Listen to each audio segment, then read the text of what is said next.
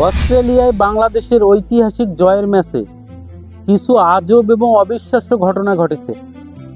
সেগুলোর মধ্যে থেকে কয়েকটি ঘটনা আপনাদের সামনে তুলে ধরছি। ট্রাভিস হেডের স্টাম্পে বল সেট।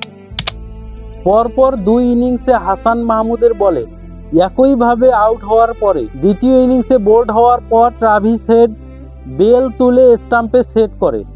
মনে হয় যেন সেই মুহূর্তে ট্রাভিস হেড কী করছেন বুঝেই উঠতে পারছেন না। এটাকে অনেকেই বলছেন ট্রাভিস হেডের ব্রেন ফেড। মিরাজ এবং স্টার্কের উত্তপ্ত মুহূর্ত। মিরাজ রান নেওয়ার সময় উইকেটের প্রোটেক্টেড এরিয়া দিয়ে দৌড়ানো নিয়ে স্টার্কের সাথে তর্কে জড়িয়ে পড়ে এবং সেখানে স্টার্ককে বলতে শোনা যায়, you are not in Bangladesh now. এখানে মিরাজের কি উত্তর দেওয়া উচিত ছিল? স্মিথের ভাগ্য।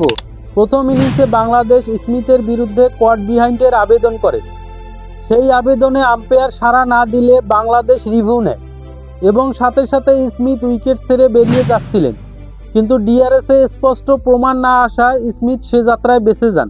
তবে পরবর্তীতে স্মিথ বলেন, আমি মনে করেছিলাম ব্যাটে বল লেগেছে। ক্যামেরুন গ্রিনের স্টাম্পে বল লাগা।